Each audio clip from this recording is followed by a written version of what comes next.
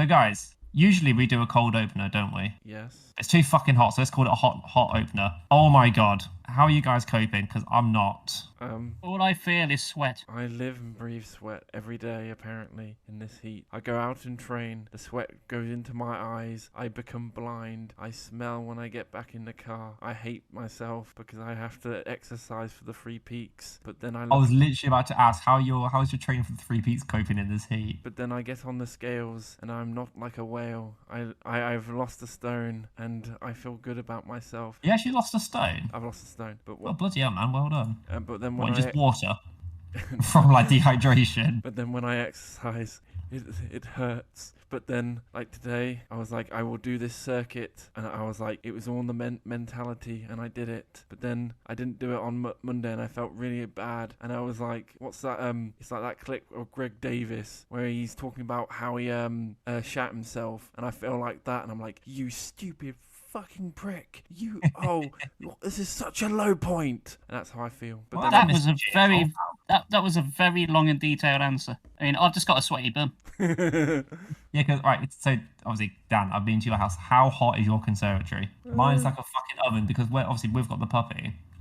Anytime we're trying to train her to go to like toilet in the garden, but anytime we have to pass through that conservatory to get her into the garden, you open it, it's just like a waft of like walking into like Spain or Moldova or any sort of like the equatorial Africa, like fucking hell. I'll be honest, my room is probably warmer than the conservatory. Really? Yeah, I don't know which day it was this week. I slept on top of my duvet. It was that hot, and then my back hurt. So I was like, I'm not doing that again.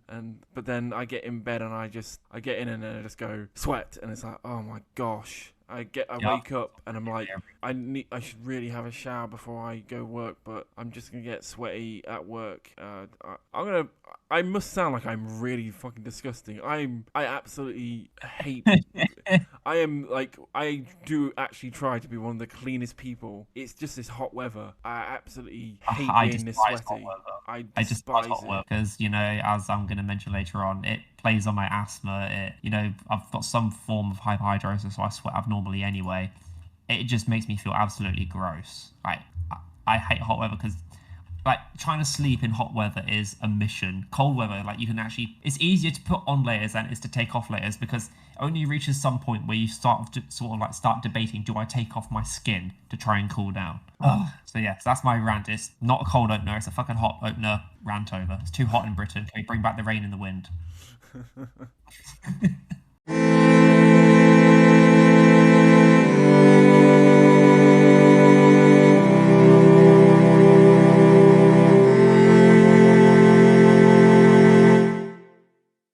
Welcome to the Victory Achieved podcast, a video game podcast, a TV show broadcast, a media in general broadcast, or podcast, not broadcast. This is not TV. I am Brandon, and I'm here with my favourite two gentlemen, Chris and Dan. How are you two gentlemen? Hello, I'm good. I'm too fucking hot. It is fucking hot. Make it stop being hot. Make it stop being hot. Stop it. Yeah, let us know in the comments how hot it is. Well, I say 2 weeks from when this released, how hot it is where you are, because the UK at the moment is just a nightmare. It is a scorcher, considering it's still technically spring. I think. Yeah, it's still technically spring until next week. It's technically summer as of time recording in 5 days. Yes, summer solstice in 5 days. I think I said it last year on an episode where I get into work, I swap out my machines, and instantly I'm drenched in sweat, and it's fucking disgusting. I swear I said that last year, but yeah, it's still just as bad. But just to put it now, guys, I've not played anything new, game wise. I'm sorry. I'm in the same category. I've not played anything new. I've just been watching stuff. Well, don't worry, guys, because I played 2 things that are new. Oh. Brilliantly. Indulge us, Chris. Tell us more. All right. So, kicking off. I don't know why I did the countdown thing. I think my brain's just fried with the heat. You were thinking the heat coming from my laptop's not helping. Yeah, just carry on. Fine. Yes, so I played something that might be up Dan's alley, Boltgun, the new Warhammer 40k game, which is basically Doom, but with pixel art, and it's glorious, and I loved it every single second. I've been meaning to actually check it out. I've been, as we all know, what I've been playing, and so I was like, oh, and I noticed that, and I noticed you were playing it, and I was like, I need to check this out, but I've just not. I've just been busy and doing other things and not checked it out. So please indulge me or us and everyone listening. What is Boltgun like? So, Boltgun is, like I say, like Doom, but like OG Doom. So you're going around, you're collecting your health pickups, your armor pickups, which can like go over 200, like 250, and all the weapons are fun to use. There's not a crap weapon. Everything is fun. Your starting weapon is a chainsaw sword, which I'm sure if you know anything about Space Marines, then you probably know what you're going to get in for. I personally know bugger all about Warhammer, or apart from the 360 Space Marine game from a while back, to which there's also a sequel coming out soon. So Indeed, it all ties in nicely. So yeah, you start off with your chainsaw sword, and you got the bolt gun, you get the heavy bolter, you get the gravity gun, which is nearly your BFG equivalent. Yeah, everything's just really fun to use. If you've played games like the original Doom or Wolfenstein, you pretty much know exactly what you're going to get. The levels are pretty big. Secrets to find in every single mission. In fact, some of the secrets I do like. There's one power up in particular, which I think's gives you a spin on like what weapon you think is your favorite, because essentially it allows you to power up whatever the current gun you have equipped is for a stage. So if you like the heavy bolter like I did, you just like allow that to become more powerful for the rest of the stage. So you might want to emphasize on that.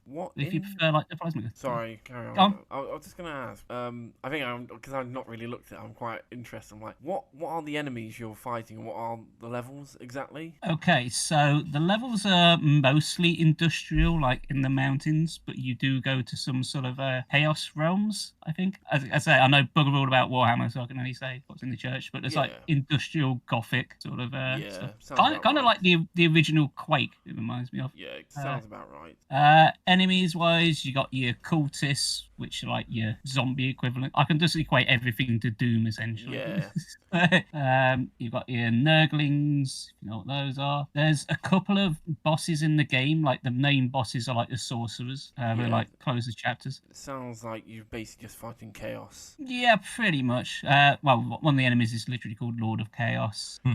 There's great unclean ones.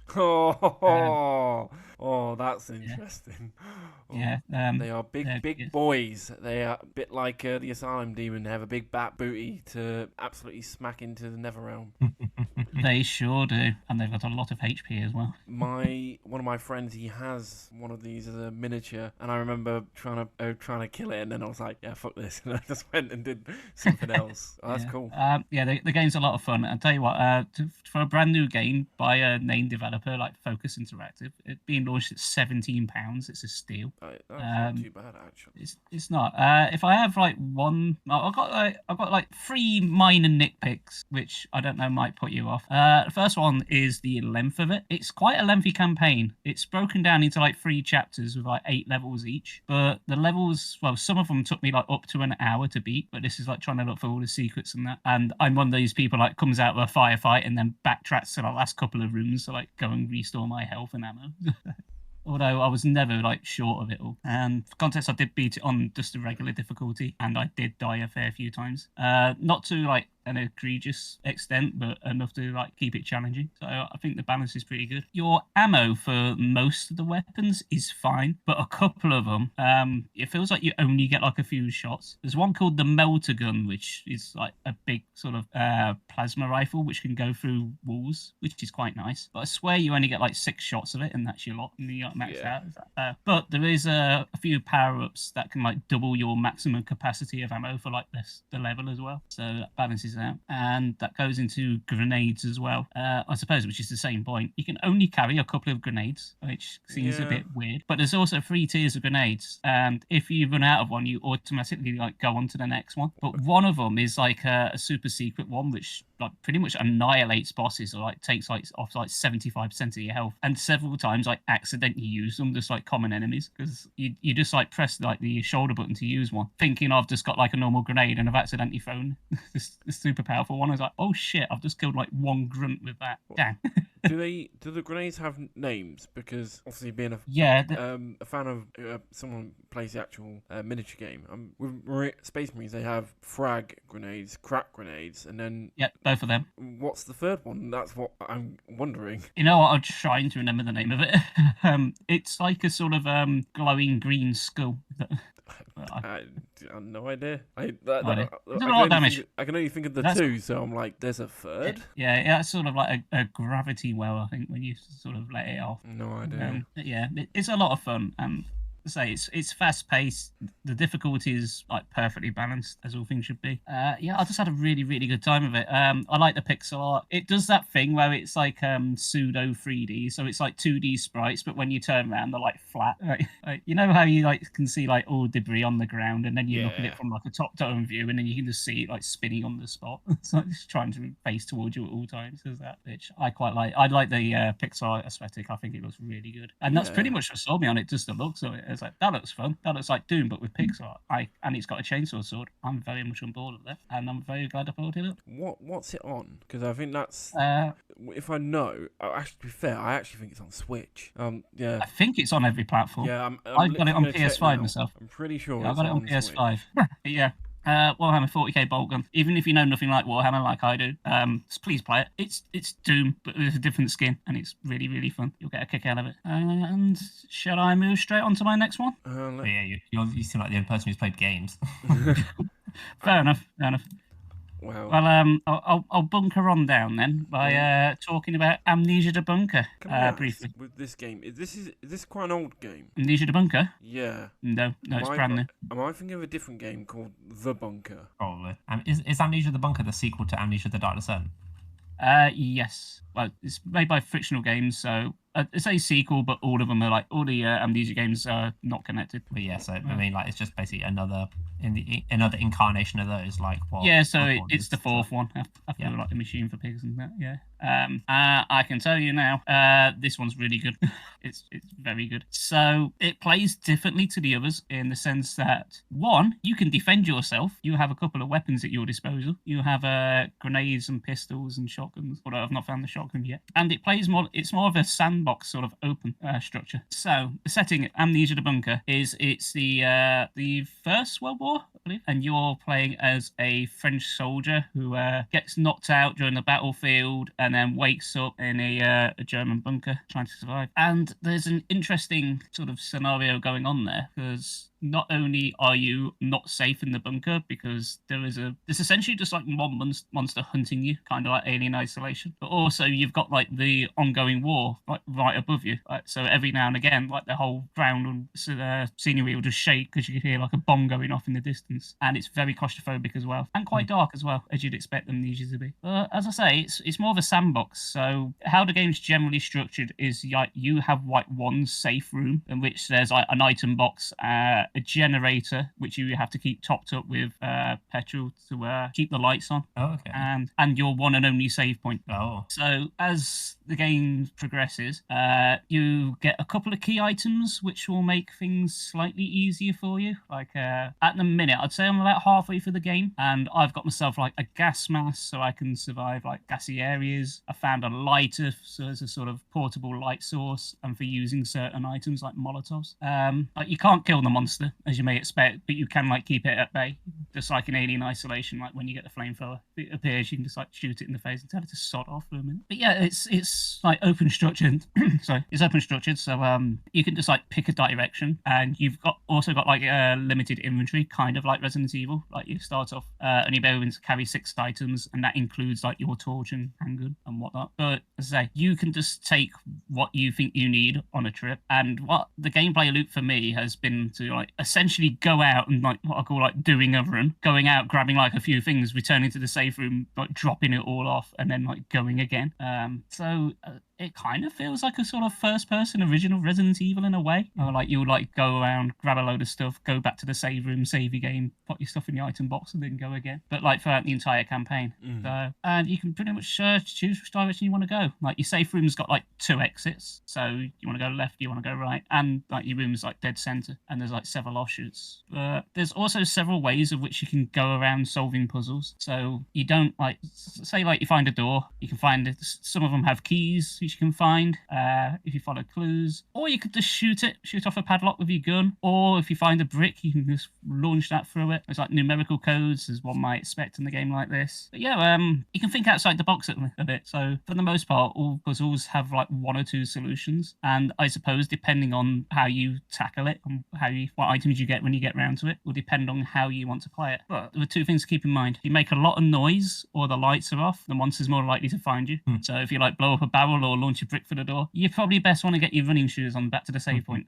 So like make sure your escape route's clear. You haven't locked all the doors behind you or anything dumb like that. Also, I've found out that, or I only found this after I started playing it, that apart from the key items, all items you find like ammo, molotovs, petrol, that kind of thing, is randomized. Okay. That's cool. So again, it might make you want to rethink how you tackle things. Just say you want to use a grenade to open a door, that's fine. But maybe on this playthrough, you haven't got one. There are options locked off to you. So I think it makes replaying the game ultimately will be more fun, keep things fresh.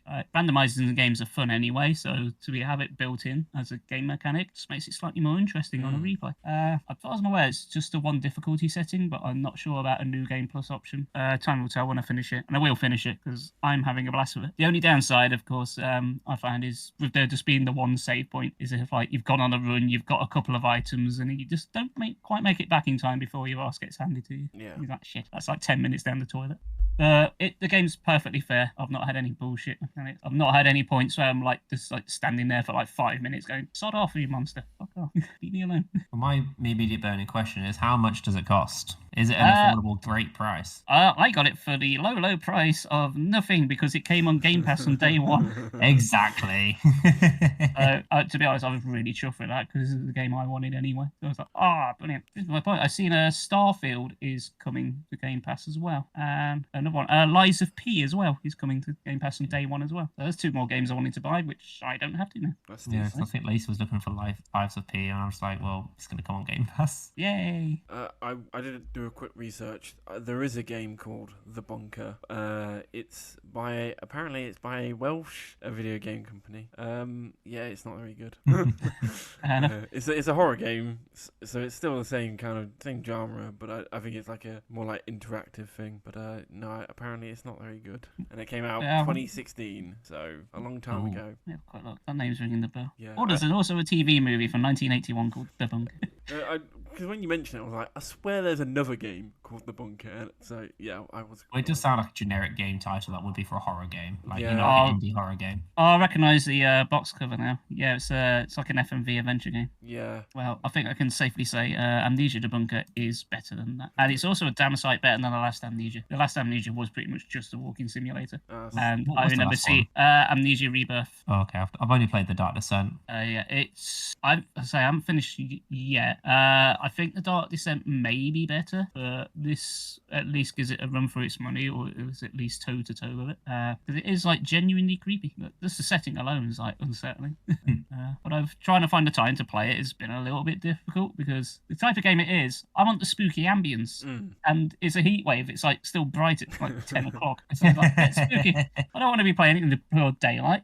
Like the screen, like reflecting on the screen, that kind of ruins it. I get that. Sometimes I'm like, I need to get my steps in. So I go outside and bring my Switch, and then the light's just shining on my Switch. I'm like, yeah, I should have just listened to music instead of getting my steps instead of playing on my Switch. Just can't see jack shit. Yeah, because it's reached a point where I went to bed at like 10 o'clock and it was still fucking bright outside. Yeah, as soon as we finish this, I got to go to bed because I've got work in the morning, and I know it's gonna be Saturday. Yeah, I know it's gonna be like still really light outside. I'm like, well, that's just how it is. Longest day's still a couple of weeks away. I know it's gonna be. I can't wait for that to pass. I just can't wait for the temperatures to drop. It's gonna be a while. Well, my incentive to go to work is because we have aircon there. It's lovely. We don't. We do, but not where I am.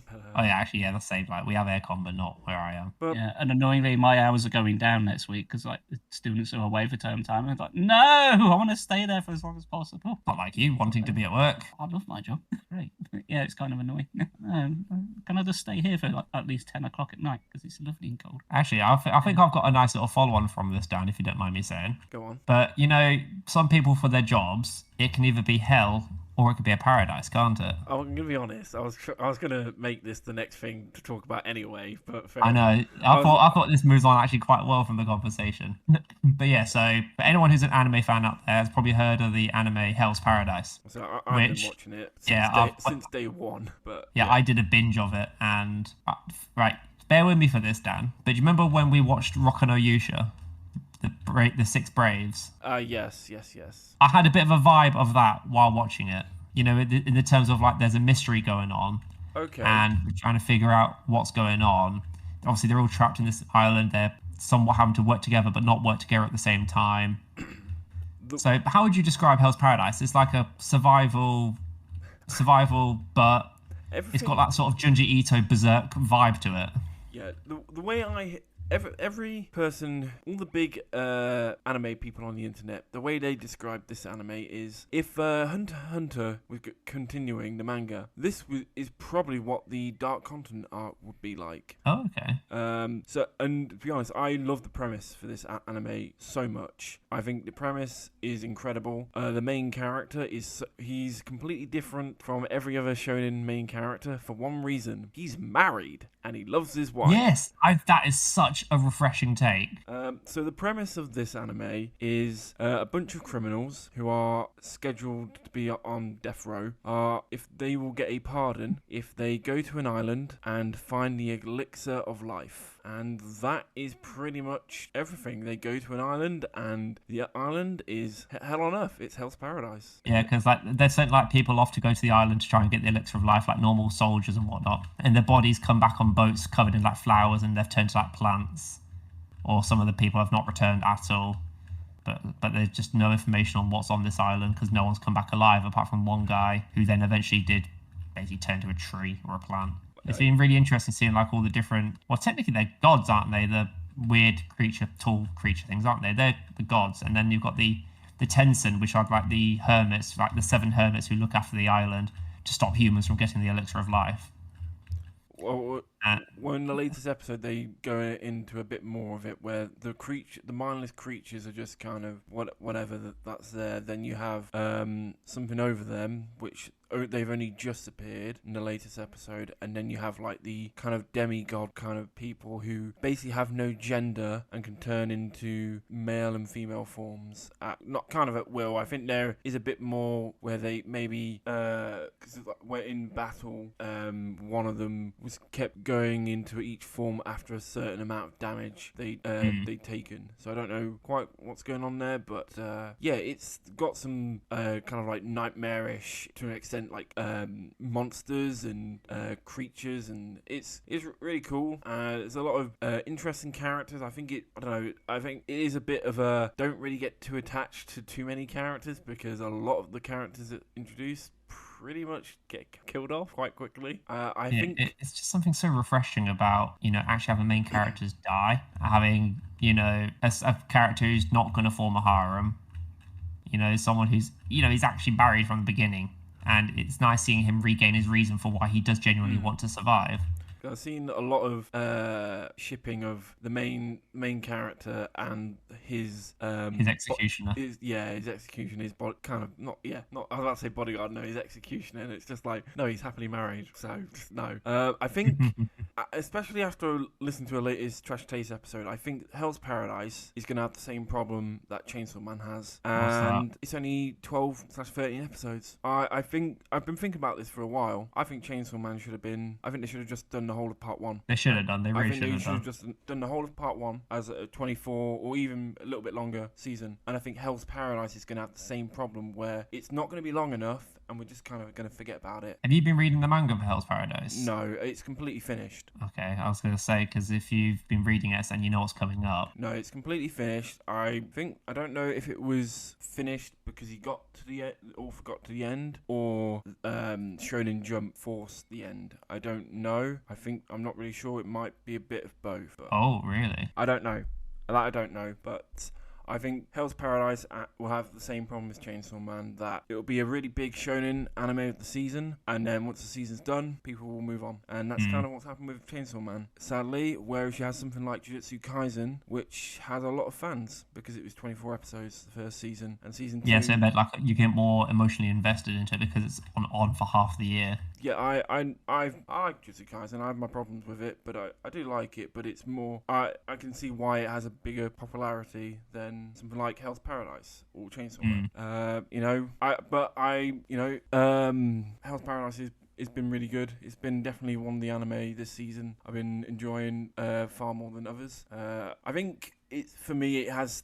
I would say it's been like on the same level from start to finish. I don't think it's dipped at any point. It's done by Studio Mappa, so I pretty much trust them to do incredible work now. If I'm watching an anime done by Mappa, I know it's going to be good. Yeah. Well, they're also doing Villain Saga, which currently is my anime of the year. So yeah. But yeah, Hell's Paradise is good. Yeah, recommend it to anyone. Unfortunately, that's the only thing that and Download Festival are the only things I've been up to. Well, yeah. Chris, I know you and I have both watched Spiderverse. Indeed, which also means there's a version of me in the multiverse somewhere that hasn't seen this film yet. So sorry for them. Yes, we both saw Spiderverse. It did indeed. And I tell you what, I'm really, really glad I got to see this in cinema, because I didn't get to see Into the Spider-Verse at cinema. Oh, really? And I didn't. I did see it on Blu-ray. I've got it on Blu-ray, the original. And I fully intend to get this on Blu-ray as well, because it looked phenomenal on the X Plus screen. And do yourself a favour, when this episode comes out, it should still be on the cinema. For the love of everything, go and see it in the cinema, because watching it at home will not recapture as beautiful as this film looks. It's feast for the eyes, really is incredible. I think because I've seen it once and I'm like, was it better than the first one? I don't know. It's that thing where you see something and it's like, oh yeah, it's better than the first one, and I'm still like mulling it over and I'm like, maybe it is, maybe it's not, but they're both incredible. I'm hesitant to say because of how it ends. I don't know if people know or not, and I don't really want to say what you reckon. All I'll say about the ending is I kind of got I knew kind of, well, firstly it is a 2-part film, so that's what I was going to avoid. Yeah, it is a 2-part, which I actually didn't know going in. Yeah, the second part, funny enough, comes out 3 days after I'm 30, and I got a inkling of that it was a bit of a what the ending kind of was, because I follow an author on Facebook, and he took his son and his son's friends to the film, and he was like, my son and his friends got really annoyed at the ending, and I was just like, well, because they're far younger than us by a lot, so we're 3 very mature people to an extent. We understand storytelling to a point and how it can go. So in the end, I was fine with the ending. I thought it was great. I was fine with it because I thought, hey, we get to see another one. Yeah. But the film does like kind of end on like a really bombastic note, like the tensions are high, and then it just like says like to be continued. And I thought, is this a joke? Is this like a sort of Simpsons thing? So, like, to be continued right now. But I thought, I looked at it, I was like, there's no way that's been like 2 hours and 20 minutes. Looked on my phone. Yeah, it's been 2 hours and 20 minutes. That just went. Wow. This film really went places in terms of obviously the story and a lot of the characters, but just all the little things like the cameos. I'm not going to say anything more, but there's a lot of really cool cameos, Easter eggs, and just there's a whole lot of little things that I think on a second pass or third or fourth, you'll be like, oh, I didn't notice that the first time, second time, whatever. Oh, there's that. It's great. Yeah, the voice cast, again, everyone's done a fantastic job. I didn't actually look up the voice cast before going into this one, so I didn't know if Nick Cage was going to be in it again, reprising his role as Spider-Man. But Jason Schwartzman plays essentially the villain, and I like what they did with his character. Like starts off a bit bumbling and then gets more and more threatening as the film goes on. I remember watching the trailer and I thought, oh yeah, he's just the minor villain, and then I was quite surprised at how big he became in the film. I did not expect it. No, essentially there's another you got Oscar Isaac playing Spider-Man 2099, Yes. who's another major player in it. Even Andy Samberg plays a character, which I won't say who, but I didn't know he was even in it until I looked up the cast. It's like, oh, okay. Yeah, I knew about a week before I saw it. And I was like, oh right. So when his character appeared, I was like, there he is. The reason I'd say, like, obviously, is it as good as the first one? Because the first one was like animation was groundbreaking, and this ups the ante somewhat. But because it's like half a film, it's hard to say. But then again, the first one also has the trap of it's the origin story again. Kind of. But it did make me rewatch the first one again to look out for things that have been laid down in the second one, just to see if they're like like when they're doing like a retcon or they call back to it. It's like you go back to check, don't you? Yeah. It's like, is that character actually there? Did they just make that up? But no, attention to detail is very strong, just like most of the other Marvel movies have been for the most part. I really liked it. I liked how it began with Spider-Gwen, and it like really went into her character, and it was as much of a story about Miles as it was about her. It was great. Yeah, somebody pointed out like, oh, the first one starts in a line, oh, let's do this one more time, and it's like a character introduction, and it does it again in this one. So for the third one, we really hope the film starts off with exactly the same, but with a different Spider-Man. Let's do this one more time. I think I have an inkling on who it might be. Yeah, I think I do as well. Say that, I'm not going to say. I have an inkling on who that is going to be, but that is a ginormous spoiler, and I am not mentioning that right now. Actually, I'm never going to mention that on this podcast. That's something. Actually, well, no, we probably will when the third film's out. To be fair, I'm going to be cheeky and type it in the Discord chat. I'll say, because it doesn't matter if you spoil it, because I still don't know anything about anything. You should watch the first. I've got the first one if you wanted to borrow. I've not even seen the first Spider-Man. You don't. Well, you don't even need to watch the first Spider-Man. Yeah, that's exactly who I thought. Yeah, of course. Yeah. I can already picture it. But no, I think after I watched it, there's one Spider-Man I didn't clock in the film. I've not actually seen a clip if this Spider-Man is in the film, but apparently he is, and it's the Superior Spider-Man, who is the Spider-Man who Dr. Octopus takes control of Spider-Man's body, and he kind of he's a very brutal Spider-Man. I actually saw an article saying that Superior Spider-Man would have been a good another good character to like complement Spider-Man 2099 as like the leader of the Spiderverse. The thing is, maybe he is there, but there's a very large section of this film which is essentially just Easter eggs, and it goes on for some time. It's like you can't go for one, like every single frame of animation isn't the one there. This film's going to take a lot of rewatches to like get everything. Like I said, apparently Superior Spider-Man is in the film, but I did not clock him wherever he is. But I think that was the only Spider-Man I was like, oh, I hope that Spider-Man's in. But apparently he is somewhere, but I don't know where. So I'm gonna have to either Google it or whatever. But I don't know. Wait till it's out on Blu-ray and like freeze frame it and frame by frame. Yeah, but okay, one afternoon. But no, Miles was great. Just phenomenally good. I don't really, all the Spider-Man films are knocking it out of the park. Yeah, I don't really know. I don't have anything bad to say. I just really enjoyed it. Same. I think what was quite fun. The showing I went to. I sat like I was like the only one on my row, and then I had a lot of the other people were in groups, and like throughout the film I could hear them like making noise in like a good way of like when a certain Easter egg appeared, they were like or they'd be like and it kind of made it it made it more enjoyable. Like before it started, everyone was chatting so much, and I was like, I hope they're not going to chat throughout the film. And then the film was on, no chatting, but it was just like it'd be like a certain Easter egg, and everyone would be like, it made it more entertaining. It was cool. Yeah, our showing was a little bit like that. It was pretty crowded. It was more crowded than I thought it would be, because we went on like a Thursday afternoon, and I thought it won't be that busy. It was like, it wasn't. But again, everyone was like really chatty, but once the film came on, everyone just shut up. No, music was great. I don't have anything bad to say about it. No, I can't wait. I can't wait to watch it again. Right, yeah, same. and I'm more than hyped for part 2, Yeah, Spider Boogaloo. Beyond the Spider-Verse. Yes, because originally they were going to call it part 1 and 2, but they changed it close to release, I believe, just across the Spider-Verse and beyond, just to annoy people, I think. Into Across and Beyond the Spider-Verse. Yeah, shouldn't they, if they were doing that, shouldn't they have a Spider-Verse Infinity now? You can have Infinity and then Beyond. Maybe, I don't know. Yeah. I think if there's a Spider-Verse, there should be a Spider Bridge and a Spider Chorus. You are correct, yeah. And Spider Breakdown, that's the bit we want. Oh, Spider Breakdown.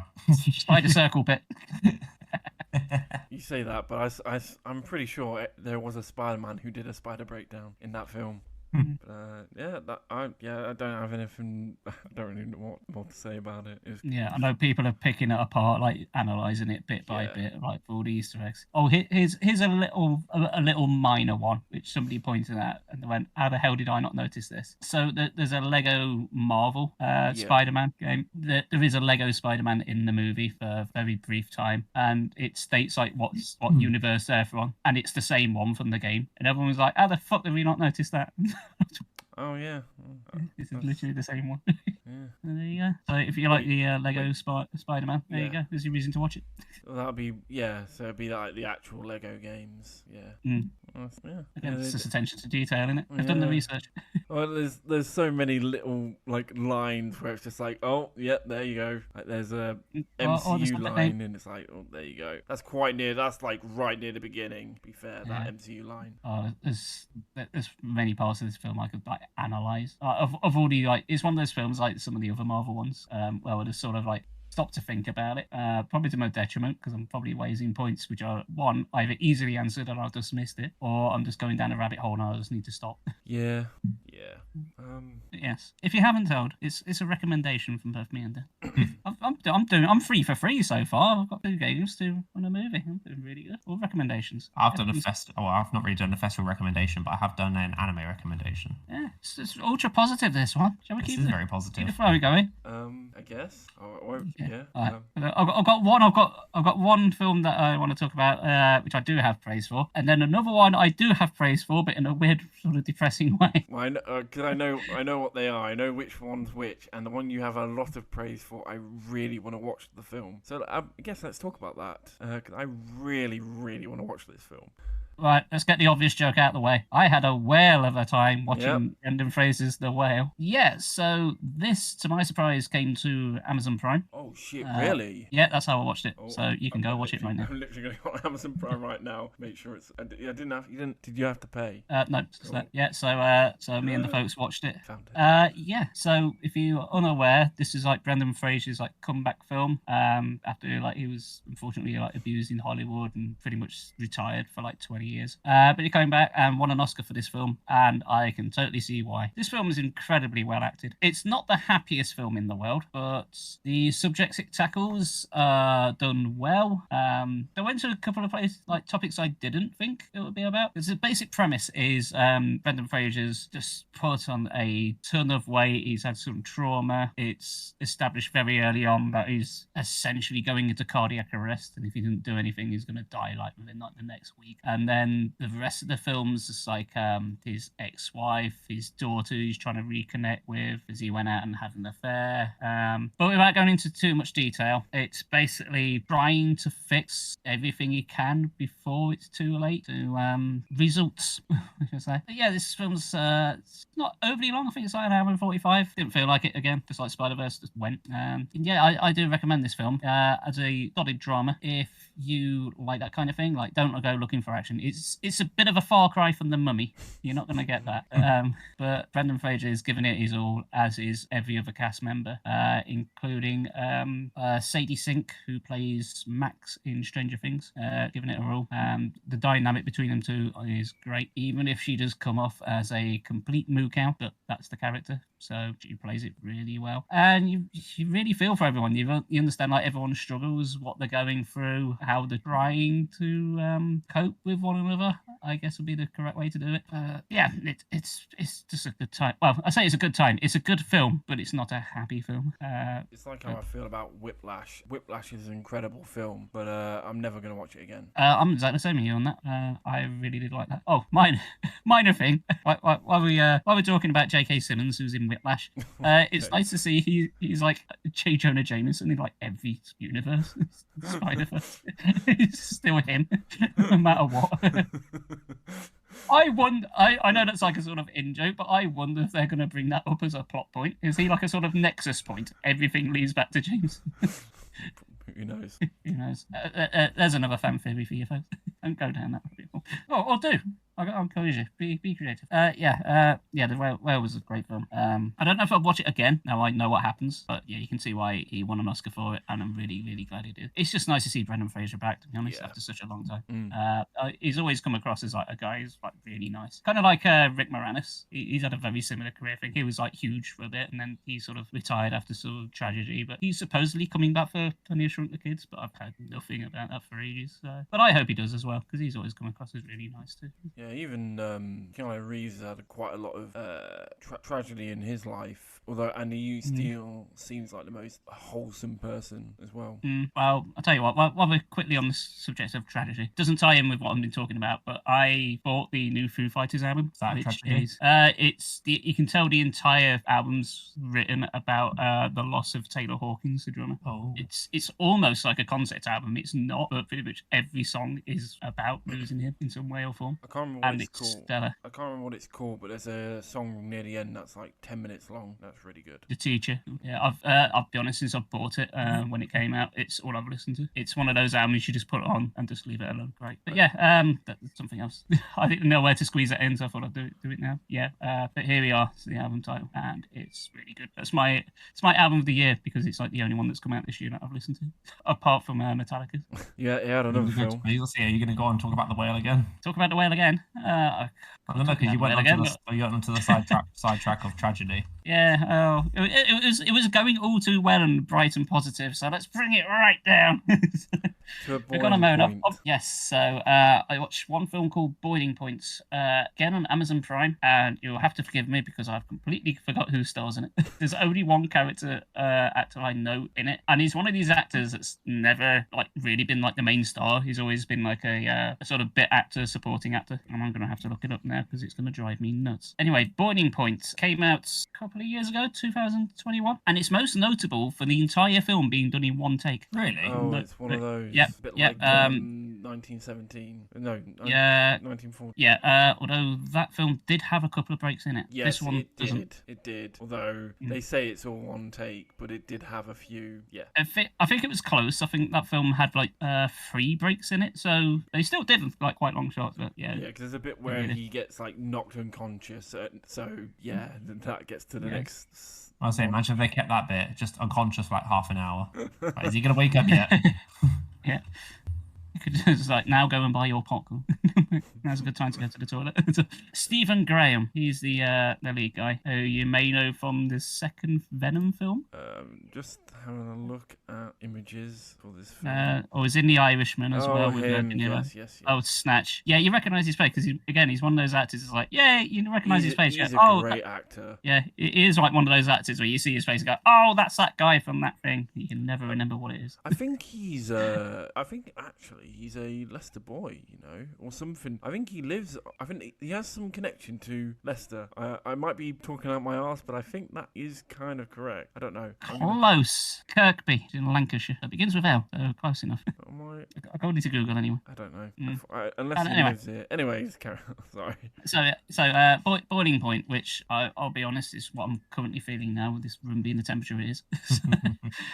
Boiling Point. It's now you have to bear with me on this one because I do recommend it, but only for a certain group of people. That people being those that have worked in a restaurant for quite some time. Because the premise is it's completely grounded. As I said, it's done in one take. Stephen Graham is a kitchen manager, and essentially it just follows his entire shift throughout the day. It's from issues of like overbooking.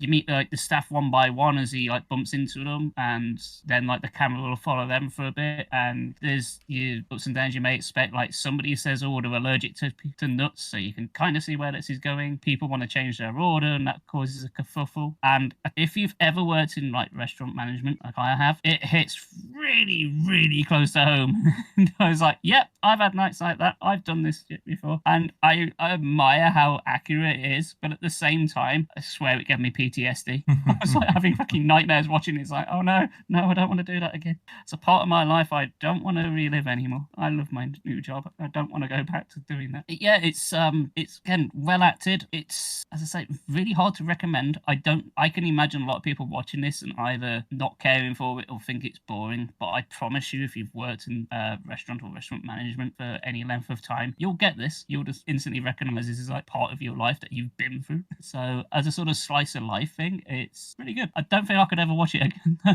because I think it's just too haunting. Which is kind of strange for a film which like isn't like action packed or violent or anything like that. It's just a day at work, but some days at work can be really horrible, as we know. And this is one of them. That's why, like, completely 180, but like, why slice of life animes are like really big in Japan, because people work their day jobs and just like, and then just put on a kind of, I don't want to say mindless, but like an easy slice of life anime to watch, because it's just like, it's easy. It takes your mind off it, and so I can understand why you watching Boiling Point would give you like PTSD. Like, oh my gosh, I went through something like that. Yeah, like everything that came up is like, I've had that problem several times before. I was kind of correct. Stephen Graham lives in Leicestershire. Oh, he lives in Leicester. Yes, he lives in Leicestershire with his that's why. I knew that he had a connection to Leicester in some way. Yeah. I was discussing this film with my boss because I recommended it to her because she's done like similar work to what I have in the past. She instantly knew who I meant when I said Stephen Graham, because she pointed out, "Oh, did you know he's dyslexic?" Because my boss is dyslexic, as it happens. I'm dyslexic. Still does the job incredibly well, and apparently his wife reads all the scripts to him, and he takes. That's just a little thing I found it. He was Matilda's dad, wasn't he, in the new Matilda as well? I have not seen that, so I can't tell you. I've seen enough trailers to know I'm never going to watch that film, just because I think on what I was watching, and it just was the constant trailer, and I was like, fuck's sake, I don't want to watch this trailer again, fuck's sake. And it's just, oh yeah, there's Stephen Graham with his green hair from Matilda. There you go. Yeah, he doesn't have green hair in Boiling Point. Yeah, I don't think he would, because it wouldn't have been allowed.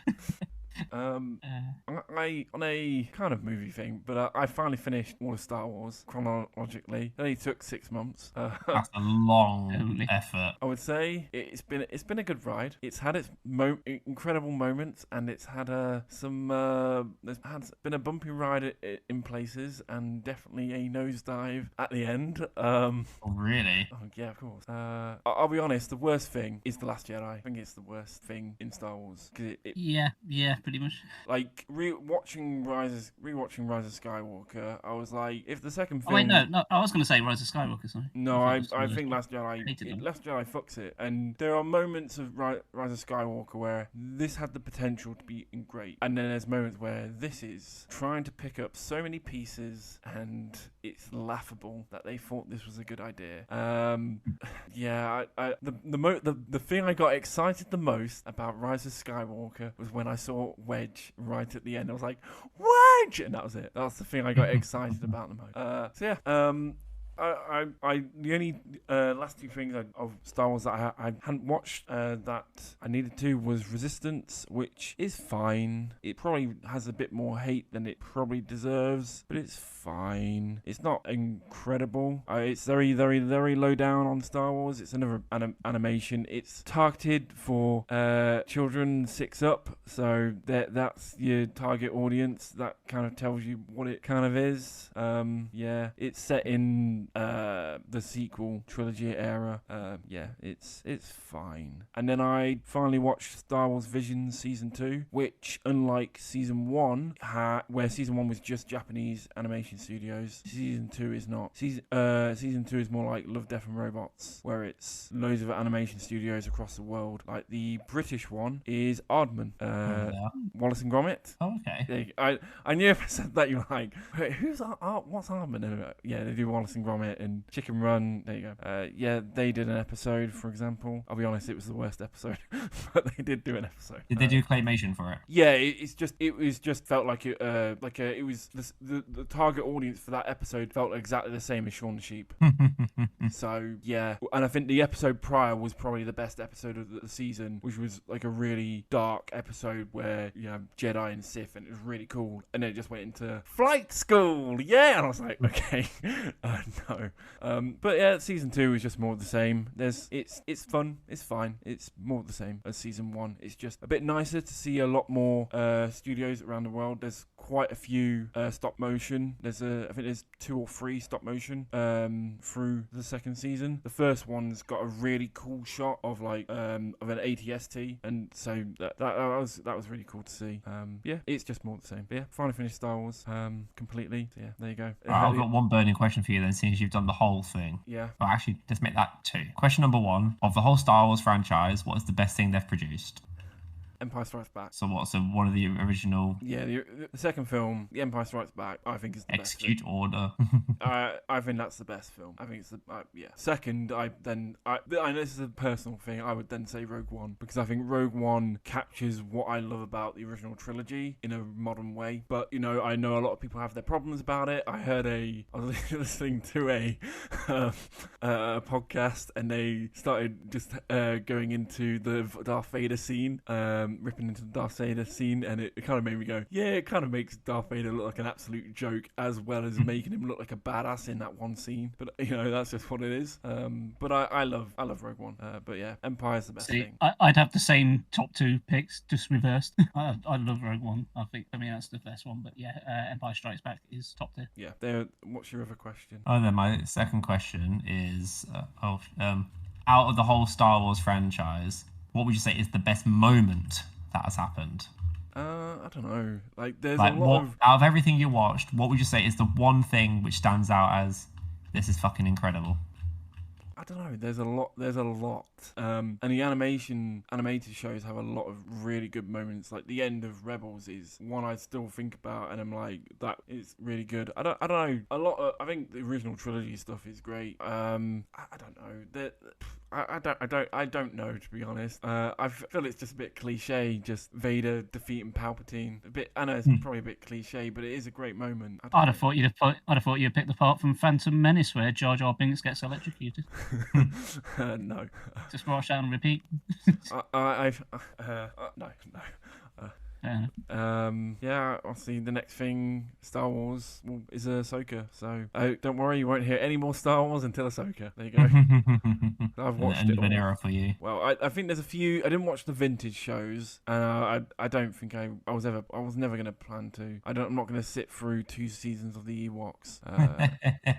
So yeah, it doesn't have any relevance to the grander scheme. You're telling me you didn't watch Caravan of Courage? I'm telling you, I didn't watch Caravan of Courage. Why even bother watching it? Yeah, I'm glad I've done it. And I would say Clone Wars and Rebels are absolutely incredible. And yep, the animation, but I don't think that should be a reason you shouldn't watch them. I would say Clone Wars is a little bit slow getting going, but I think both are great. Especially the payoff for both of them is fantastic. And with the live action shows now, it just hones in more why they're relevant and worth watching. Yeah, finally finished Star Wars. It's been a good ride. I've ranked everything. I've rated everything, but that I'm not going to talk about it now. That's not important.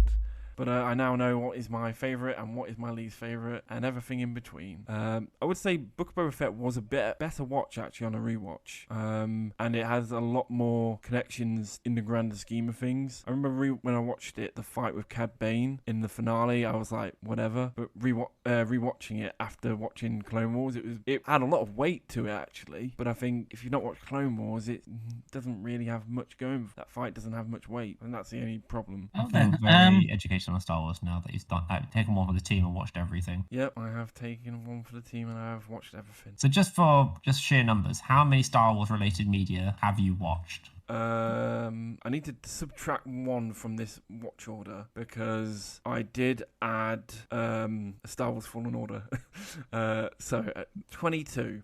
22 related films and series. Yes. 22. Except Ewoks Battle for Endor. Yeah. Yes, and the original Clone Wars cartoon. I did not watch that. I didn't watch the Forces of Destiny animation because I didn't think it's like it's a bit like an anthology kind of thing with all the female characters. It was all scattered all over the place, and I was like, well, I either have to like pick and choose episodes, so I didn't watch that. I've not watched the Young Jedi Adventures because I'm not 4 years old.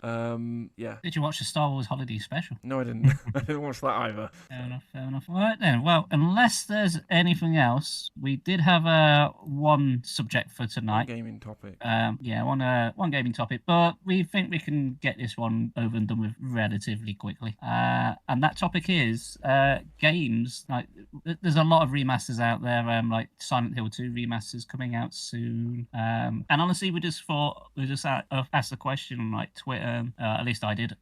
Saying what games do you think actually deserve a remaster or remake? Well, like not the games that like were good the first time round and get remade. Like, no, which ones actually deserve another shot? What you got? I don't know. I feel like, because I've spoken about it before, how much of a disaster Rascal was, and I want to see if that game gets remade. Like, would they fix it, or should we just leave it as the broken mess it is? Well, it wouldn't be true to it if it was fixed, was it? I know, that's a shame. It's not a bug; it's a feature. I don't know if that's fair. If you like Rascal, Like, the whole point of a remake isn't it usually to fix problems to make a game better, or make them worse in the case of Saints Row and Grand Theft Auto. Fair enough. Yeah. So some ones that some people mentioned to me were Twisted Metal 2 on the PS1. I really enjoyed that back in the day. I'd love to see that like upscaled to like HT with like keep the core gameplay, but just make it look like visually stunning. How good would it look like? I've never played any of the Twisted Metal games. I played the original back in the day, and I did have a lot of fun with it. But as someone who's not into car games, I suppose it was more akin to playing a battle mode in Mario Kart. Yeah. Beat the shit out of you guys. Mm. You essentially like pick one character who drove a vehicle with like their own stats, and then just like go through a campaign which would basically one-on-one destruction, like just fight another guy, kind of like a beat 'em up game structured like that. Yeah, it was fun for it lasted. It wasn't like super long or anything. Like, you can go through each person's campaign in like 20 minutes and then just repeat through all the characters as you may expect. But it was fun. I think, and funny enough, I think there is some news about this game that maybe they're doing some. I don't know if it's a remaster or a re-release but something is actually happening with this game. But I remember really enjoying when I was younger, Croc. Legend of the Gobbos. Yes, I enjoyed playing that a lot. But thinking back, it has really janky controls. It's got tank controls. Exactly. Yeah. The controls aren't the best. I can totally see that being done by like Toys for Bob, who did like Spyro and Crash, like being remade in that graphic art style. I think there is some news about it. I think they're doing something. I'm gonna actually have a look. But so there is something that there is a new Croc game coming. I don't know. Yeah, because there was a Croc 2, but it like massively underperformed. I've never played that one personally. I've only played the first one, but I did play that a lot. But I think that was because it's one of the earliest PS1 games and a character platformer one at that. So it had a lot of marketing and focus on it when it first came out. And also, Croc. Sorry.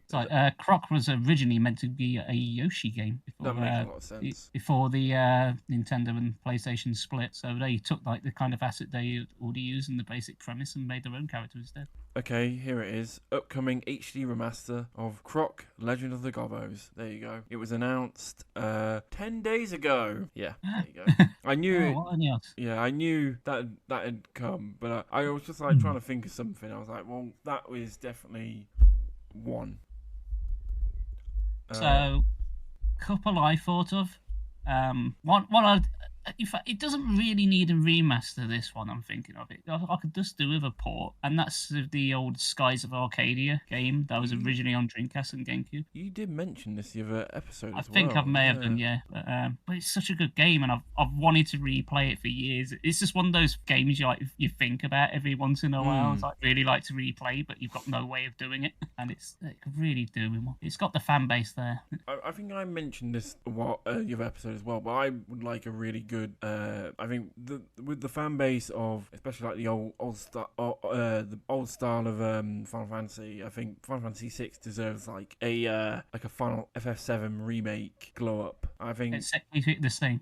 yeah, I swear we said this. Yeah. Yeah. Somebody else mentioned Silent Hill 1 should get a remaster. Silent Hill 2 is because it's the popular one. I'm fully on board with that because Silent Hill 1 is great, but it is a little bit of a chore to play now because of how it controls, and the voice acting is a bit out there. Well, I think the voice acting on all the Silent Hills is a bit out there, but that's part of the charm of Silent Hill 2. Yeah. Oh, but it's really out there in the first one. Oh, is it? Which is a shame because like the setup and tone of it's like really good at the beginning, and then they open their mouths and completely ruin it. Whereas like Resident Evil 1 was like always campy a little bit. So like the voice acting goes really well in that. It's like chalk and cheese in the first Silent Hill. But if that actually got remade like with newer graphics, and that could do really well. It seems weird to me how they jumped to Silent Hill 2 first and just completely ignore the first one. Like, I mean, yeah, again, it's popular and it's got Pyramid Head in it, but the first one's still a really good game. I suppose some of the horror factor with some of the older games is because the graphics, and let's face it, are a bit crap, and it leaves a bit to the imagination for you. Like your brain like fills in the blanks, isn't it? Like if you go into a room and you hear like all this like silent cries, but you never see what it is, like you're just ever thinking what the hell it was. And even if you do see it, it'll be like so murky and pixelated. You go, yeah, I still don't know what the hell I'm looking at. Yeah. I don't know. These days, it seems like everything, all the big popular stuff, is getting a remake or a remaster. We've talked about remakes a lot as of late, but that seems to be the times we're living in. Like, if Hollywood's not doing it, and games are like pretty much, I don't know, so the games are remasters or reimaginings in some way or form. Yeah, it's just a shame because there's a lot of like non like mainstream games which were an absolute joy to play. Like I've got a fond, like I've said this many times, but I would love to be able to replay Buck Bumble and Armorines if they could just get it to play a bit more smoother and not have the Rumble definitely. Pack feature. Well, just make them available in the first place. Just put them on Nintendo Switch Online. Yeah. Because those games would be so much better to play if you've just got save states or more checkpoints. Yeah, because it's the whole problem with those games is the Rumble Pack. Like, you can't save without the Rumble Pack. Yeah, and it's kind of bollocks.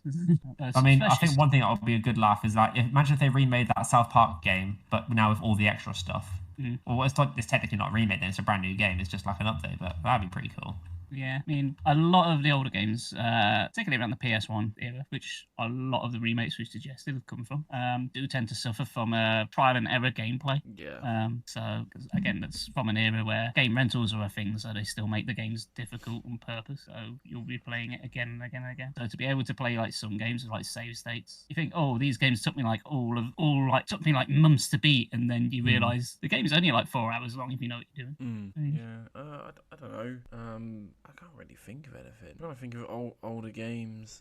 I know it still plays well, but I also thought the God of War games, like the original, I've never played them. but the original two at least, like would be nice, like upscaled with newer graphics. Keep the core gameplay, and it seems like a good idea. Since you've had like the newer ones come out, which are completely different, it's like remaster the old ones. I don't know if it's me, but I think it is just me actually. There's something about God of War that just doesn't appeal to me. I don't know what, but I've still not played the newer one, but I enjoyed the last one, like the first reboot. I didn't love it. I much preferred the older ones when I played like Devil May Cry. No, there's something about it that just doesn't interest me. Or maybe it's this stigma that it's such an incredible game, and I just have this feeling that I'm going to play it and be like, it's not. But maybe I'm wrong. I don't know. It's different things for different people. Like I know people really like Stardew Valley and Animal Crossing, but I can tell you now without playing them, they're not for me. Oh, there we go. Animal Crossing is remastered. There we go. No, I'm kidding.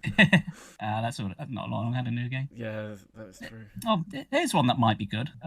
Looking at it on my shelf. Did you ever play the original game Condemned: Criminal Origins? Oh no, but I know of it. That's a really good first-person sort of detective horror game with an emphasis on melee combat. It still plays well, but it's a little bit hard to take seriously with some of the again like voice acting and like character models. But the game is genuinely scary, and I reckon if that got just a graphical update, would do that a world of wonders. I think that deserves a remake. Yeah, I'm trying to think of something that either looks like a turd graphically and needs a remake or I'm mainly thinking of like N64, PS1, PS2 era. or something that plays like a turd and needs.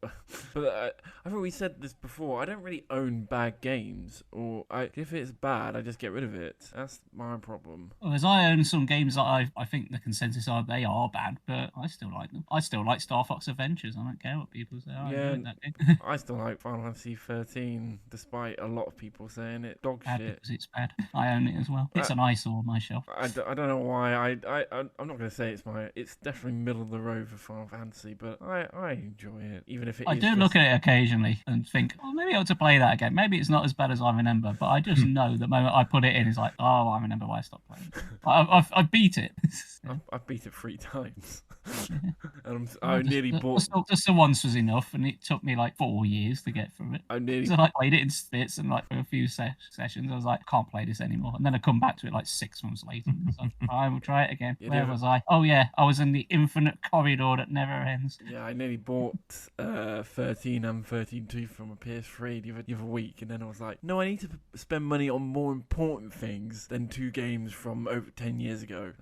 You know what would have been right? Like, say Final Fantasy 13, it gets better when like the game opens up when you're on like the Grand Pulse. If they remade 13, but one, fix the plot so it's fucking legible, and secondly, start it off as like more open, then yeah, may have more of a case. Like actually like be able to explore rather than just go around. Like make the crafting system make sense rather than just like the random items you just sort of splat together.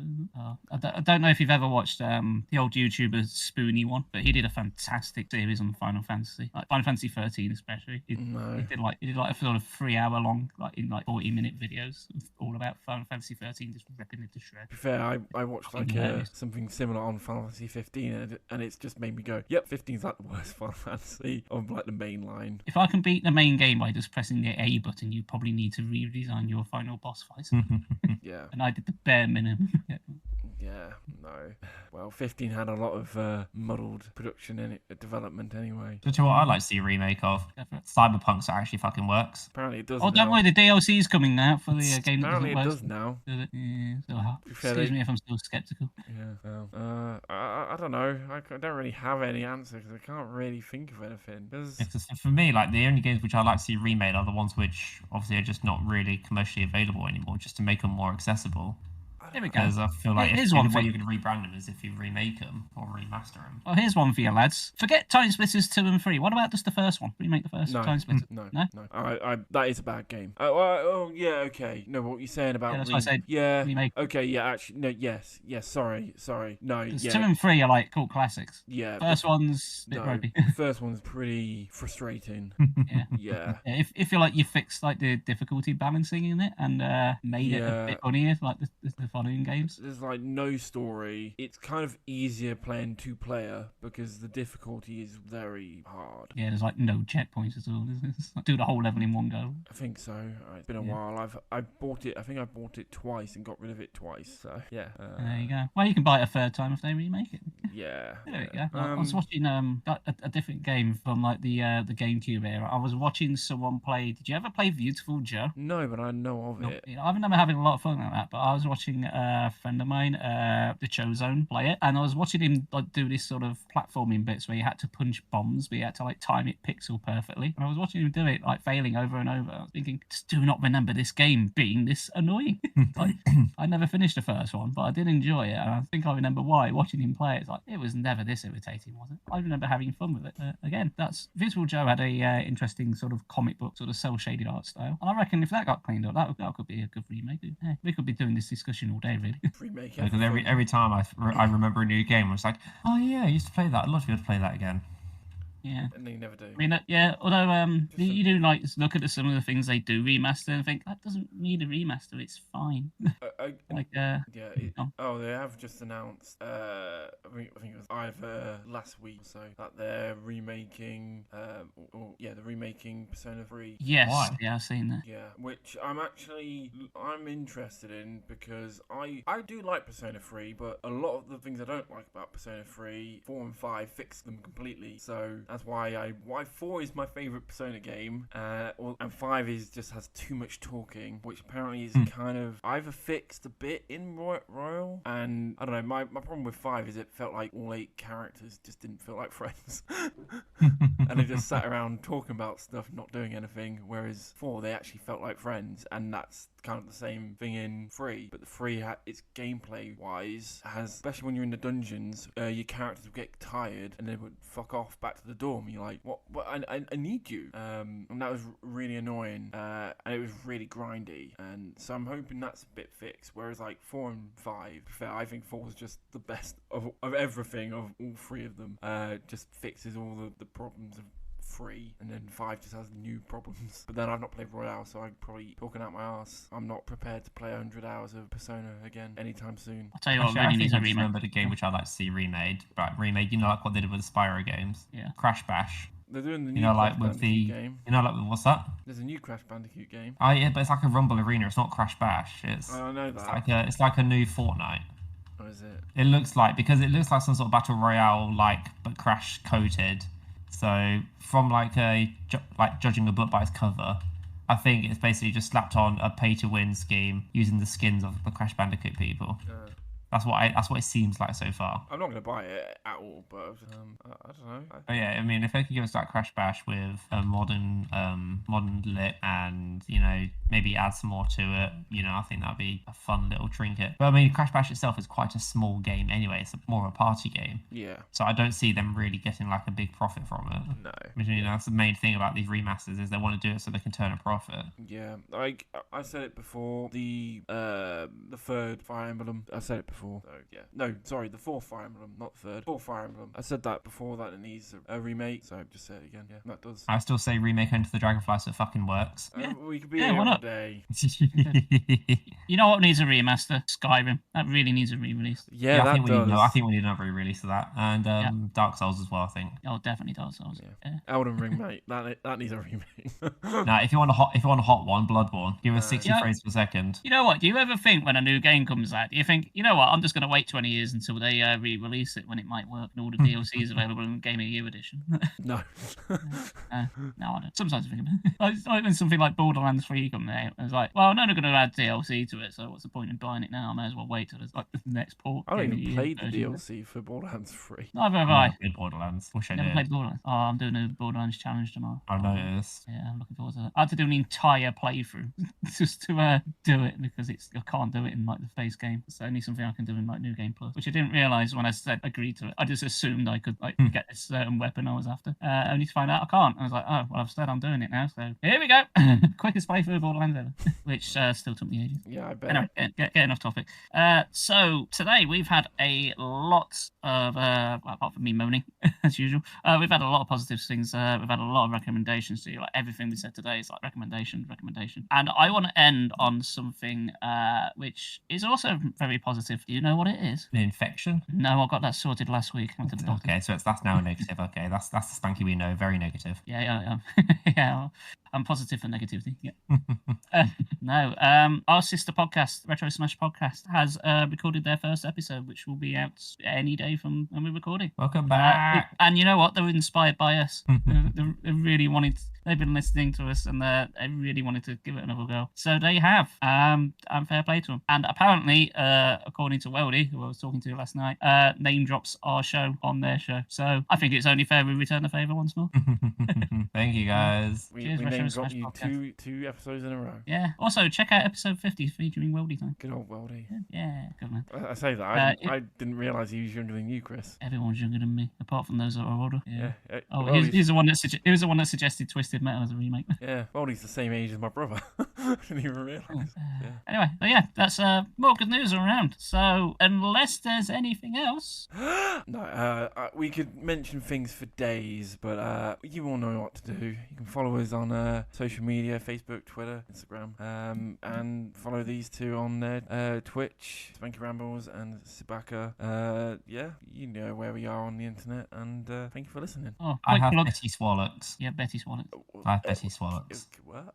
I was about to say a quick plug. 'Cause I just mentioned I'm going to be doing a new board on this challenge. But what have you got coming up, Brandon, that we can look forward to on your channel? I have nothing in particular because I've not streamed for 2 weeks because I downloaded. I don't know what I'm doing. Probably just continuing Arknight because it's my first time doing a rerun of an event. I've got new toys on it. I don't think I necessarily have any new games planned, but I'd like to be able to do some new stuff just to keep everything fresh. So yes, I'm still waiting for people to do my Peppa Pig thing like you did because I got some inspiration from you. I was like, it can't be that bad, surely. Well, if new game sounds interesting to you. Well, I hope you enjoy Paw Patrol. Oh fuck! I've got to play it on Sunday. Thanks for reminding me. I was enjoying my life. It was all going so positive. Quick, what's your favourite Paw Patrol dog? Different big red dog. I don't know, Marshall, because that's the only one I can remember the name of. Cool. I can't think of any. Marshall's the Dalmatian. There you go. Perfect. Yeah, Yeah, I know. I've watched too much Paw Patrol. His catchphrase, ready or not, I'm coming in hot. Which, if anyone's seen that stream, then they've probably got PTSD. Just like when I watched Boiling Point. Anyway, that'll do. Or, what, Book Bumble? What about now? It's time to run with... Yes, please. No, what am I thinking of? No, What? Bugsy 3D. That's what I'm Oh, thinking yeah. of. Bugsy 3D. Bugsy 3D, not Book Bumble. Sorry. Stop ruining everything. You love Bugsy 3D, don't you, Chris? A terrifying I'm yet just gonna sit charming platformer. I'm just going to sit here contemplating in anger.